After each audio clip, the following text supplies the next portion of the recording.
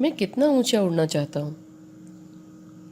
یہ نیچے کھڑے ہو کر خود کے پھٹے بوٹوں میں اور سردی سے پھٹے ہونٹوں پہ زبان پھیرتے انچوں یا فٹوں کا تو نہیں بتا سکتا میں، مگر دل یہی کرتا ہے کہ سب سے اوپر چلا جاؤں، اور اونچا، اور آسمان کو چھو لوں۔ دل اس قدر گھبراتا ہے، لگتا ہے جسم سے باہر آ جائے گا اور مجھے ہی ان بوٹوں میں چھوڑ کے خود اکیلا ہی اڑنے لگے گا اور آسمان چھو لے گا۔ میں اور میرا آدھا ڈھکا اور رگڑوں والا جسم یہیں تین اور تیرہ کہتا رہ جائے گا، اور بس۔ یہ کیسے اور کیوں؟ تو سنو، ایسے اور یوں کہ میں اوپر سے سب کو دیکھوں کہ یہ سب کون ہیں۔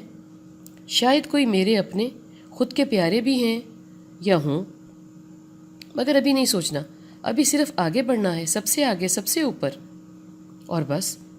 باقی جیسے میں نے پہلے بھی بہت مرتبہ کہا نا، کوئی کہاں جانے والا ہے، اور پیارے اور پیار کرنے والے میرے خود کے گھر والے تو ہیں نا کھڑے میرے انتظار میں، ان کو کہاں جانا ہے؟ یہ سدا کے انتظار کرنے والے اور پیار کرنے والے ہیں، ان کو معلوم ہی ہے نا کہ مجھے اوپر اڑنے کا شوق نہیں ہے، میں تو ان کے لیے کر رہا ہوں۔ اب اس میں ان سے کیا پوچھنا کہ وہ کیا چاہتے ہیں، ظاہر ہے وہی چاہیں گے جو میں چاہتا ہوں، فیملی ہے نا۔ بس ذرا کام کرنے دو، واپس آ کے سب ٹھیک کر لوں گا۔ ان بے وقوفوں کو معلوم بھی نہیں پڑنا، اور وقت پر لگا کے یوں اڑے گا، میں یوں گیا اور یوں واپس آیا، اور آیا کہ آیا، اور ایک ہی جست میں لگا لوں گا ان کو گلے، اور بس۔ جب میں اوپر اور اوپر جہاں پہنچ کے میں مطمئن ہوا، وہاں رکا، جہاں رکا جا سکتا ہے تو رکوں گا، پھر ان کو ہی تو بلانا ہے، اور کیا۔ ستیہ ناس ہو میری سوچوں کا اور بڑھوتریوں کا۔ یہ تو میں نے پہلے کبھی کسی سے سوال ہی نہیں کیا، اور خود سے تو بالکل ہی نہیں کیا۔ آج ہی میرے ذہن میں آیا کہ میں اتنا اونچا آ گیا ہوں، یہ میں نے کیا کیا؟ میں تو بالکل ہی تنہا ہو گیا، میں خود کا بھی نہیں رہا۔ خود کا ساتھ اندر سے آتا ہے، خود کی من پسند بات، ملاقات، پہناوا، کھانا پینا، آنا جانا، اور بہت کچھ۔ مجھے بہت محنت کرنا پڑی سب سے پیچھا چھڑانے کے لیے۔ میں خود سے خود بھی کٹ کے چھوٹ گیا، پیچھے رہ گیا، اور معلوم ہی نہیں پڑا۔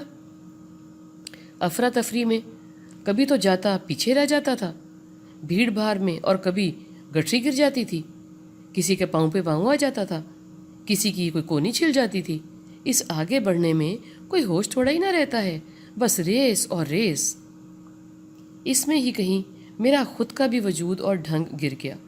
تیزی اتنی تھی، وقت کم تھا، مقابلہ سخت، حالانکہ اب میں سوچتا ہوں میں آہستہ بھی چل سکتا تھا۔ مجھے معلوم ہی نہیں پڑا کہ میرے ساتھ بھاگی کوئی نہیں رہا، میں اکیلا ہی بھاگتا، خود سے خود کو جھاڑ رہا تھا۔ جو جھڑ جاتا میں اس کو مڑ کر بھی نہیں دیکھتا تھا، بھلے کہوں گرے خود کے وجود اور موجودگیوں کو اٹھاتا، واپس لگاتا، سینچتا، تھوڑی رفتار کم کرتا، دیکھتا کسی کو میری ضرورت تو نہیں۔ میں نے یہ بھی نہ دیکھا، نہ سوچا کہ مجھ کو میری ضرورت تو نہیں۔ سب سے زیادہ میں خود کے لیے خود ہی نقصان دہ ہوں، ہمیشہ میری خود کی دیکھ بھال ہی پیچھے رہ جاتی ہے۔ کبھی میں لالچ کرتا ہوں اور خود کو مار دیتا ہوں، کبھی جبر کرتا ہوں بے وجہ اور خود کا گلا دبا دیتا ہوں۔ اعتدال نہ ہونا مجھے ہی مارتا ہے، میں ادھیڑ عمر ہونے تک نہیں جان پاتا، اور کبھی تو اس کے بعد تک بھی۔ مجھے لگتا ہے میں خوشامد کر کے خود کے حمایتی اکٹھے کر رہا ہوں، مگر وہ سب وقتی ساتھی نکلتے ہیں۔ میں خود پہ جبر کر کے خود کو ہی مارتا ہوں۔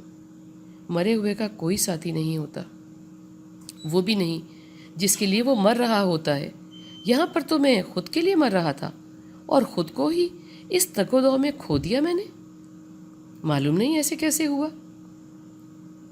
سنو، ایسا ایسے ہوا، آج تو بچے کچے خود کی، خود کے وجود کی، خود کے اندر کی پکار سنو۔ ہوا کچھ یوں، دھندلا سا یاد ہے۔ میں جس خود کی ادا کو دھر کرتا تھا، وہ منتیں کرتی میرے پیچھے بھاگتی تھی۔ میں اور زوردار نفی سے رد کرتا تھا، خود کی دھن میں مست، اور ایک دن جو ہونا تھا وہی ہوا، سب نے مجھے چھوڑ دیا۔ میں خود کے رحم و کرم پر میں نے شکر ادا کیا، معلوم نہیں کس کا، کیونکہ یہ اللہ سونے کی کرنی نہیں تھی، اس کا حکم بھی نہیں تھا، اور نہ ہے۔ مجھے اس وقت نہیں لگتا تھا کہ یہ شیطان کی کارستانی ہے۔ بہرکیف میں بہت خوش تھا۔